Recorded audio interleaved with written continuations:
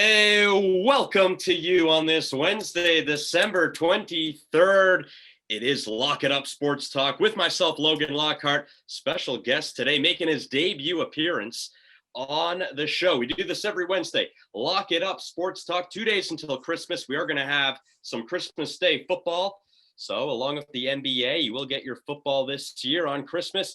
That sitting across from me is Tyler Milliken, coming to us from the Boston area, 98.5 zone. Tyler, thank you for joining me. How are you today? I'm feeling good, happy, healthy. That's all you can really ask for these days, right? Thank you for having me on. I'm excited to talk some baseball. Let's do it. So that's kind of the thing here. It's been a slow off season in Major League Baseball. We understand the financial losses. On this program, we haven't had our off-season talk yet, or off-season preview, so that's what we're going to do. So thank you so much for joining me. So look, I mean, it was a 60-game season. We kind of see stats. You can call them inflated, I guess. I mean, how do you call it? But the value on some of these guys, it's almost like we're going to wait a while. I mean, definitely until 2021. It reminds me of your guy in your town, JD Martinez. I mean, when did he sign with the Red Sox? That was kind of late. Springer, LeMahieu, Bauer, these guys, what's the timeline here? So I think along with the hurdle of, trying to understand what a 60-game season really means, because, you look at some players, Christian Yelich, who went from there was an article that came out 2 weeks before the season saying, is this guy better than Mike Trout? Now, saying something like that, even on its own, is pretty crazy. But those were the conversations happening. And then we see him this year, barely replacement level. I think the ultimate hurdle is going to be figuring out what's the timeline with the upcoming season. At the moment, everything's still on pace to be what it is. Spring training is supposed to start at the regular time it does every year. But there's the conversation happening. What is it going to take for players to be vaccinated, for them to be, in that place before the season starts? None of those logistics have really been figured out yet. Let's be real. The DH hasn't even been figured out for the upcoming year or the playoff situation. So it's almost impossible to get to the point where, well, how are we going to put this season together and understand what it is? I'm guessing that clarity is going to come in early January because they're not going to have a choice if they want this market to really get moving. So we're hearing things like 144 games, and we're hearing we're not going to play in April, but we're going to play in May. And at the same time, I want to talk about when we're going to have a season. We went through this not that long ago. Okay, May, June, it was a mess. Brutal. With Major League Baseball, brutal. And now we're back to that. And you got these huge, big name free agents out in the pond, and they're unsigned. Bit of a weird offseason, isn't it? Yeah, 100%. I think a really bad taste was left in a lot of people's mouth last year with baseball before the season started, and I can understand it. No one wants to sit there and listen to owners and players fight over money. Just it's not something, the typical person can relate to or really understand, just from that aspect alone. I think the hope is many agents are going to sit back and wait and kind of force the hand for these decisions to be made beforehand, because ultimately we don't know what the landscape is. We have a CBA expiring after this season as well. So there's so many different logistics they're trying to figure out at the same time here. My guess is probably around mid-January, you'll see the ball start to really get rolling. Because in our reality, all we've really seen is, a couple of the lower tier starting pitchers and relievers so far. Pieces that, let's be real, their market's not going to change too dramatically one way or another. It's really going to change when you see the guys like a George Springer or Trevor Bauer, who, in terms of location, where they're going to go, what this season will mean. If you're going to make that big of an investment, you have to have an idea what the future is going to be. Those are the dominoes. Exactly. Right? Springer, those got to fall. Set the market. They set the market. Now, LeMahieu. So you hear Bo Bichette saying, there's a guy, no other guy I'd want to play with, DJ LeMahieu. He might be the best hitter. The AL East, this can get very interesting here. We know the Rays are going to be around for a long time. They might have the best farm system. Forget what they've done on the field. The Yankees are going to be around. Boston, you need pitching. But here come the Toronto Blue Jays, and they're in on everyone. Springer, LeMahieu, even a little bit of Bauer. What's the tone in Boston right now, seeing AL East teams kind of almost overtaking the Red Sox? If I'm being real with you, Red Sox Twitter is arguably the most miserable I've ever seen it over this past year. Really? I can understand that. The Mookie Betts trade was a shock to a lot of people. Personally, from my standpoint, I was someone looking at the money, the luxury tax, the different stuff like that. it was a move they had to make. And the return so far has been beautiful. Alex Verdugo looked like a star player in 2020. But I think what's upsetting a lot of people is they expected the first, this awful 2020 season to come and go. Can't watch the pitching. It hurts to even turn the game on. But they thought 2021 and 2022, we're going to spend that money. You're going to see the Red Sox flex their power now that they're under the luxury tax again. Now, the issue is with the likes of DJ LeMahieu, Trevor Bauer, George Springer, who realistically, from just a standpoint of filling holes, makes sense. The Red Sox have the 4th overall pick in the MLB draft this year. If they were to sign one of these guys, they would have to forfeit that 2nd round pick. Yeah. A guy like Chaim Bloom, who comes from Tampa Bay, where looking at their farm system, how much prospects mean to them and all that, they're not going to go and sign one of those guys when you have the 4th pick in the 2nd round. It just doesn't make sense from that standpoint. Chaim Bloom isn't here to build a team that's great for 1 year, 2 years, 3 years. This is about long-term sustainability, something that resembles what the Dodgers have been able to do with a guy like Andrew Friedman, who obviously comes from Tampa Bay as well. It's that same kind of path they're following. I think ultimately Red Sox fans, they're never going to be happy if they're not chasing the top fish in the market, but you're going to see them dominate that middle of the market this year. A lot of those non-tender guys, those middle range kind of free agents. A Nomar Mazara type. Exactly. That kind of guy who's someone who's not going to cost you a ton of money. Maybe they even invest in a multiple year or in like 2 or 3 years if it's the right kind of money and situation, but you're not going to see them dishing out anything serious this offseason.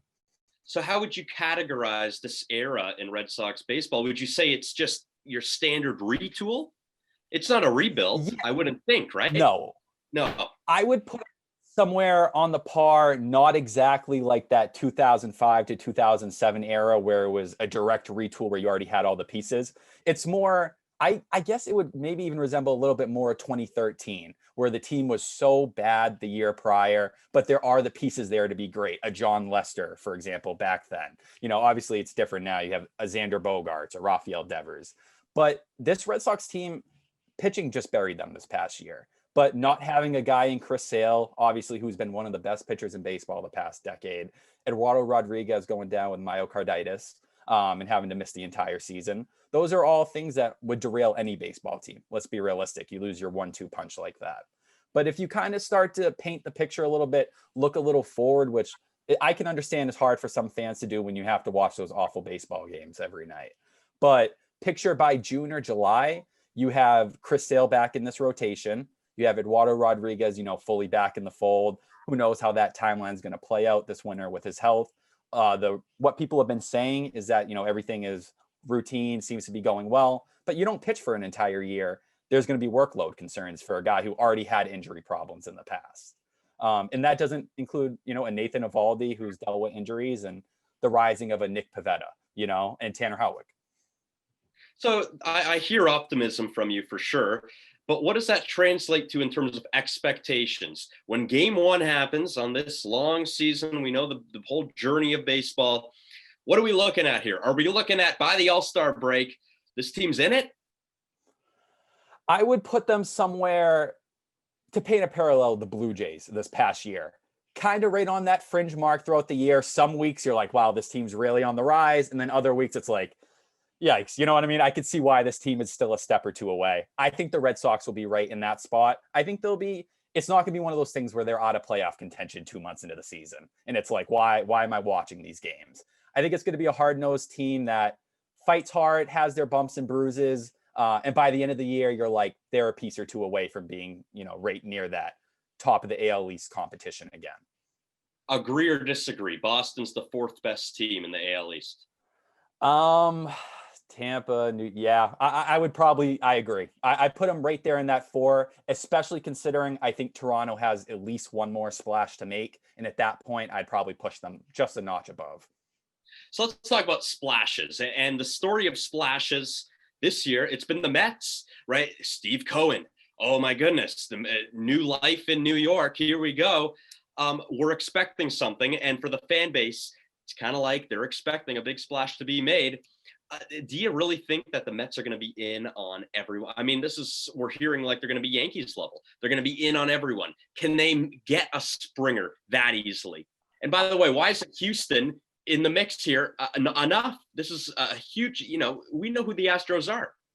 I think it's one of those things, starting off with Houston, where they've been in terms of, spending money in recent years and different stuff like that. I don't think that's really the reason for all this. I think and people have forgot about this now, or not forgot, but moved it to the side, how forward thinking the Astros have been in recent years. Yeah. They kind of were one of the leaders of this new analytic movement, and I think with George Springer, for a team like the Astros that isn't on the verge of being, I think, a championship caliber team like the Mets are going to be if they were to add Springer, it just doesn't make a lot of sense. I think you look at George Springer, realistically, I think he probably plays center field for 2 more years, and then you're going to have to move him to a corner outfield spot. Locking that money into an Astros team who, is in the midst of still rebuilding their farm system themselves a little bit. They have a lot of pitching still working their way up, not top tier pitching, but, pitching nonetheless, we saw it come through this year. I just don't think the timeline makes a lot of sense. And if Houston was going to go after Springer, I think you would have saw them work out an extension beforehand. It just seems like the two sides never really got close.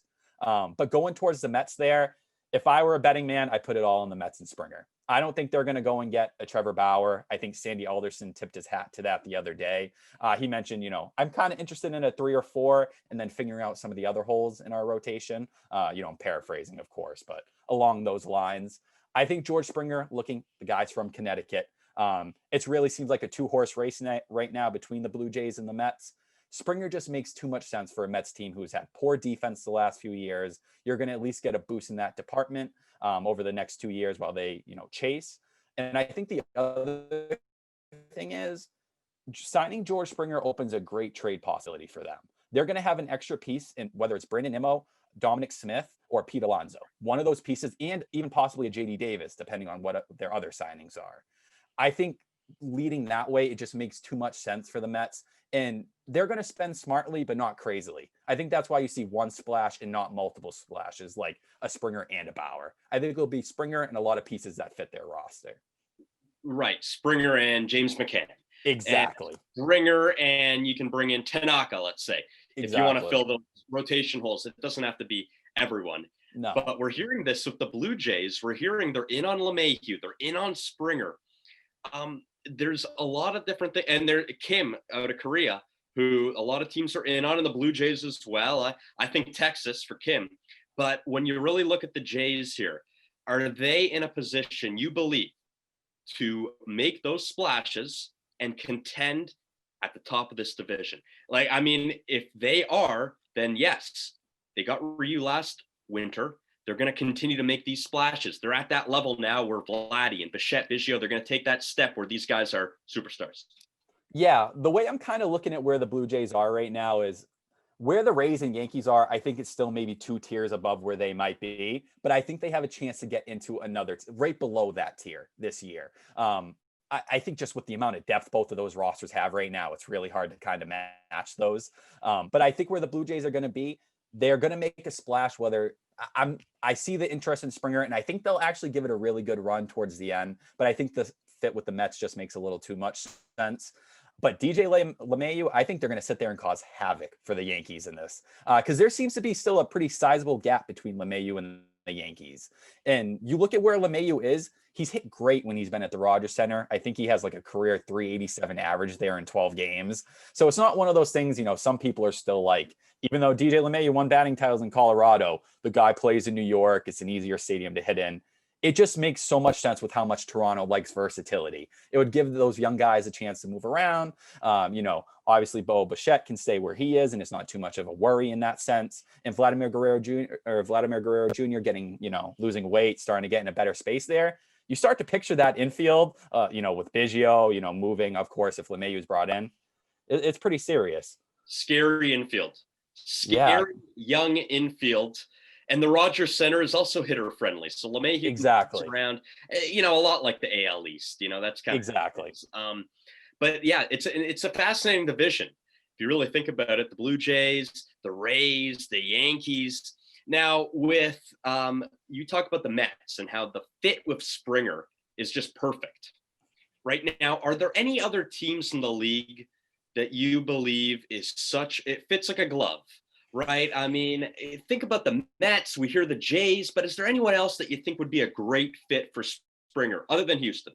No, I'd really put it between those two spots with Toronto and the Mets. I think with Springer, you can really make sense of it. You've seen in terms of, defense, they've kind of went with Randall Grichuk the last few years. Solid player, but replacement level. You know what I mean? And if they were to get Springer, they'd be able to move off Grichuk. Not that that would be a big return, but Springer's the kind of star veteran that can lift a group of young guys, And you put that in Toronto, he'd immediately become, for a very lefty lineup, he'd become an impact bat, big time in Toronto. George Springer would be their new star. And they're a great baseball city. People don't realize that. When they've had star players there, they go to those games. They go nuts. They love their playoff baseball. We saw the Jose Bautista moment, 5 years ago now.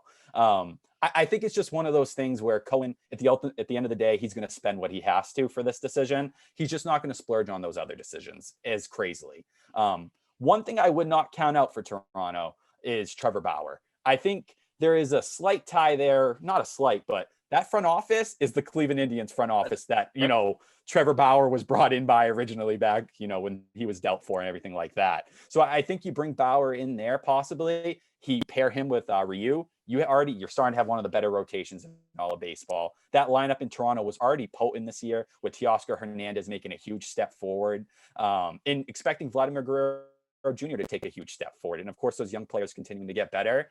I think that fit makes almost as much sense as someone like George Springer does for them. Absolutely. And Lourdes Gurriel, I mean, that lineup is already pretty heavy. The thing is, defensively, issues. That was the thing of Toronto. That was the story here. I got to tell you, it was just fundamentals and what's going on at this ball club. Now, you mentioned Shapiro and Atkins, who used to be in Cleveland. And they do have that tie. Let's go to Francisco Lindor. That's where I'm going. That's a good tie in. You mentioned the front office. Toronto's also linked to Lindor.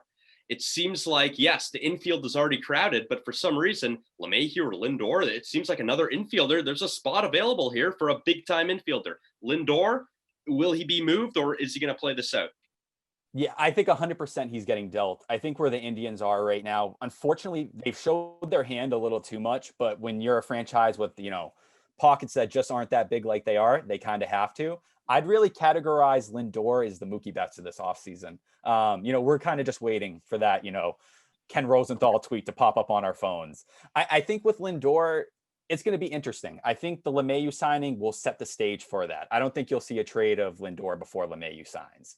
Like, for example, if LeMahieu ending up with Toronto, I think you could see the Yankees go, listen, maybe they like Gleyber Torres a little bit more at second base. You bring in Lindor, he can play shortstop. They have some of the prospect capital to do that.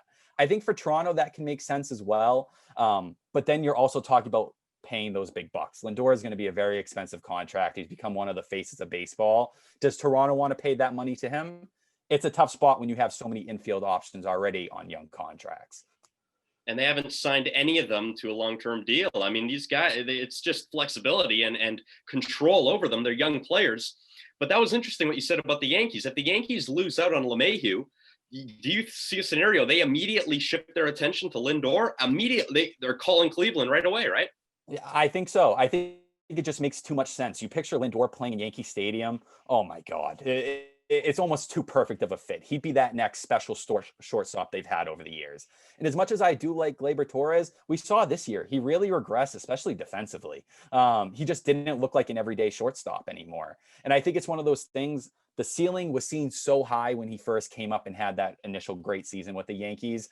It just seems like the defense plus still figuring things out with the bat at this point, second base might be more of a natural fit for him where his value is higher.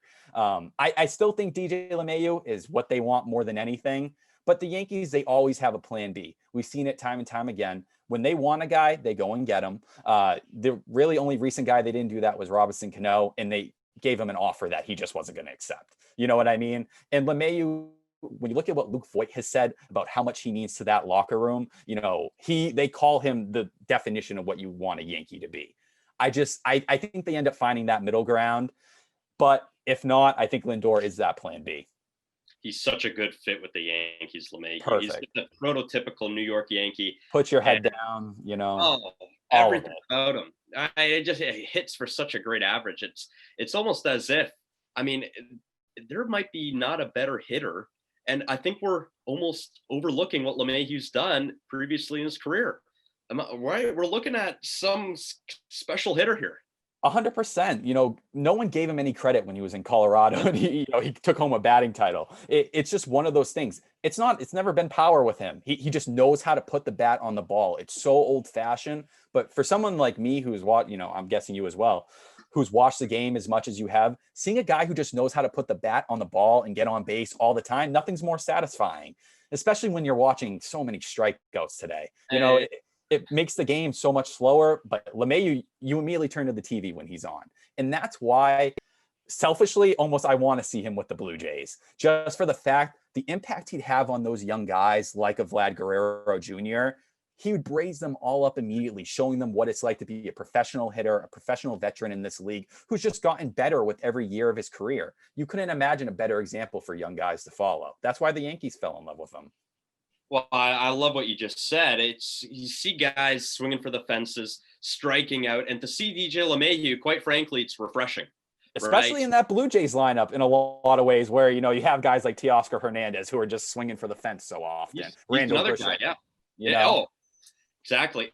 And Teoscar, he's got to work defensively. He's got to work on a lot of stuff in the outfield. I wouldn't be surprised if they start talking about him being a DH. I mean, there were some real mishaps in the outfield there. Quickly, Nolan Arenado, all the talk of him going here, and that's blowing smoke, right? That's nonsense.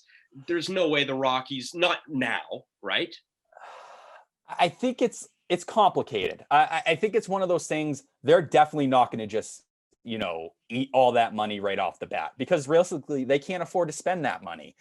When they gave that contract to Arenado, I think everyone was like, okay, that's pretty big investment for the Rockies. But you look at Trevor Story being a free agent in a year as well. Who would you rather have for the next 5 years? I think a lot of people would probably say Trevor Story at this point. I think when you look at fit, Arenado possibly to the Mets, the Cardinals, the Rangers, and to some degree, I don't think it's as high as a degree. But I think ultimately they're going to end up sitting back and not trading him. I think it doesn't fit at this point. I think they give it another shot with him and Trevor Story. That team's not going to make a big jump this year, but they are what the Rockies are, mediocre to slightly below average, year in and year out. I can't imagine them dealing him to the Dodgers, which seems like the best fit. He's going to kill in their division year after year after year. But if you're telling me Nolan Arenado to the Mets, if you're telling me Nolan Arenado to the Cardinals, I'm like, okay, that's the kind of move that can push those teams to the next level. It's a really tough spot. I think there's a lot of dominoes that still need to fall. I think Arenado's unhappy there, as we've all seen. It's just one of those things. I don't know if the right deal is going to be out there. When I'm hearing all this, I'm thinking there's so many uncertainties about money right now. We're talking about contract extensions and this guy moving, and it's like, we don't know what we're going to be in 6 months financially, even, right? And you're talking with Arenado, it's $199 million over 6 more years. Yeah. For a guy who has been dealing with injuries and hasn't looked great, that's a lot right now for teams to talk themselves into, unless you're like, this move's going to be the championship move. For the Mets, you get Nolan Arenado, championship contender. Cardinals, they're never going to spend like other teams, but they'd be in the best shape they've been in a few years, in terms of really competing at a high level. Yeah, I'm interested with you because the Mets, it's almost like they're a move or two away. But what's that gap right now between them and Atlanta in the NL League? I'm a big fan of what Atlanta has put together. I think a lot of it depends on what happens with Ozuna. If they end up re-signing Ozuna in Atlanta, I think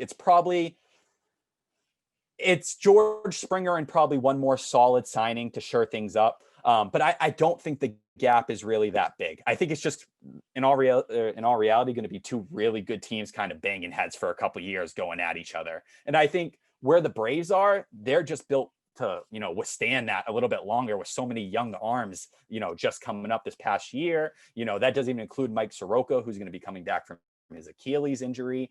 I think the Braves are just set up to go on this run for the next 5 or 6 years. That's going to be realistic or insane. I think the Mets are going to be really good for this 2 to 3 year stretch, and they're going to spend that money and then they're going to retool, but they'll have the ability to keep doing that with Steve Cohen as their owner. Bryce Harper with Philadelphia. Is it fair to say right now this is a full-blown disaster? Honestly, I would have told you that a week ago. Now with Dave Dombrowski coming in, I think the tone is slightly changing. Dave Dombrowski came out yesterday. He talked to Real Muto's agent, and it seemed like they had a pretty good conversation about where things were. It had seemed like the Phillies, with the things John Middleton was saying and all that, they were really losing any interest in signing or re-signing JT Real Muto. Now I'd peg them probably as the favorite to bring him back, simply for the fact the Mets went out and took that step with James McCann. Some people like it, some people hate it. They took that move because they weren't going to sit on the market, which I think is smart because they wanted to put their focus into George Springer at this point, trying to bring him in. I think with Real Muto, there's really not too many other great fits on this market for him. People talk about the Nationals. I think that price tag is going to be a little too high for them. And the Nationals are more than a couple moves away at this point. I think you look at Philly, it would give them that buffer. They don't have to make any other moves, at least probably until 2 years from now. They can breathe on a big signing. Bryce Harper's happy. He all season, he was JT Realmuto's biggest supporter, as we saw. Re-sign this guy, and I can't blame him because there was just a special connection you don't often see between two players who come to a team like that. I think Real Muto, he makes sense for the Phillies. He'll keep them at that, 500 to a little bit better level and give them some upside, especially for a guy in Dave Dombrowski. He's going to find a way to spend some money one way or another. This guy isn't going to sit here and do nothing. No, I mean, that is the prototypical making moves kind of executive. Sam Fuld now, the general manager. And I go, really, Sam Fuld? I haven't heard that name. I got to be honest with you. I know he's been around the game, but I'm going to be honest. The last time I saw Sam Fuld was him making ridiculous catches in the outfield with the Rays. We watched Blue Jay games back, 2012, whenever it was. And he would just rob, crazy. Ridiculous. Ridiculous. You remember that watching Red Sox games, right? Sam Fuld. 100%. It's funny. One of my friends I went to college with is his cousin. And this was right after he retired. So, jokingly, we made a lot of jokes. Fourth outfielder, it's just one of those guys you bring. Sam Fuld, everyone's like, Sam Fuld, wow, I haven't thought about that name in a little bit. But truly, watching everything that happened with the Red Sox, he was the other finalist for the managerial job between him and Alex Cora. I had got to the point, and it really did look 50-50. I was always on the Cora train from the start. But Sam Fuld is one of the brightest young minds in the game. A guy like Chaim Bloom, who I'm a huge fan of, showing so much love and praise to a guy like that, just from the time he spent when he was a player with the Rays to the time now he spent with the Phillies and the analytics department. I think it is one of the best moves the Phillies could have made. I was so low on them bringing in Dombrowski. Just looking at it, you have no farm system. You say you don't have a ton of money to spend.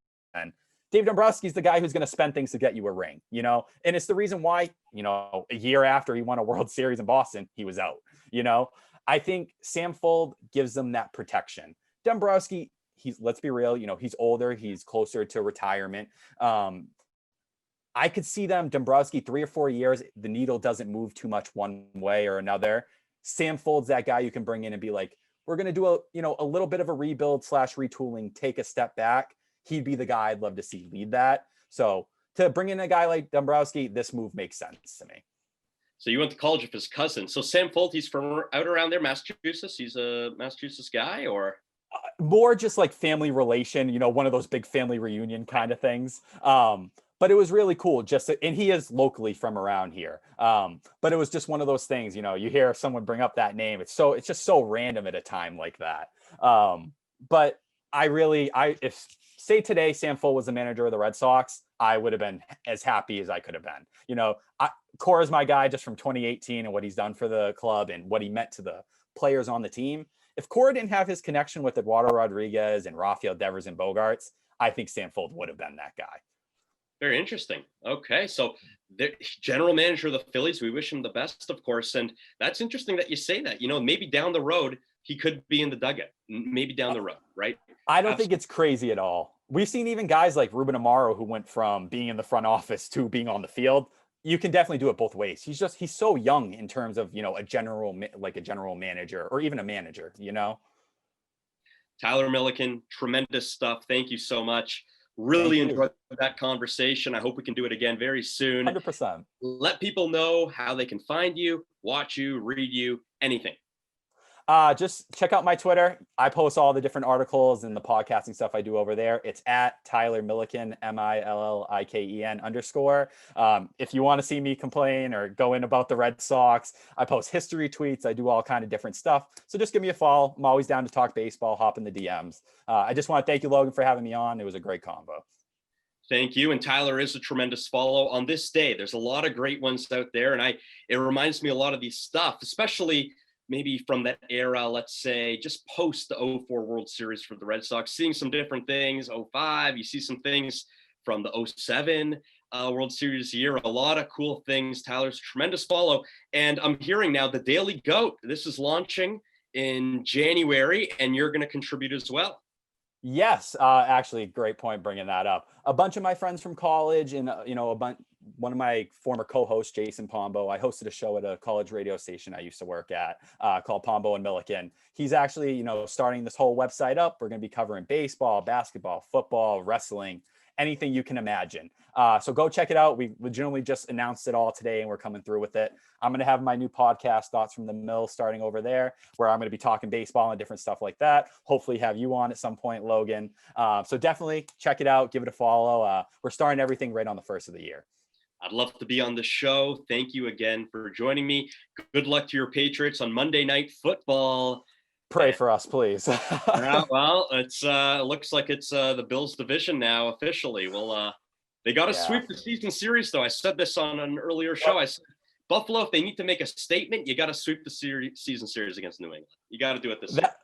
That would be a great start, especially with no postseason coming up. So, we'll take the little victories at that point, Optimism from New England, hopefully next year. They had a lot of guys opt out. Let's not forget on that defense, maybe next year in 2021, we'll see the Patriots right back in the mix. Tyler Milliken, thank you so much.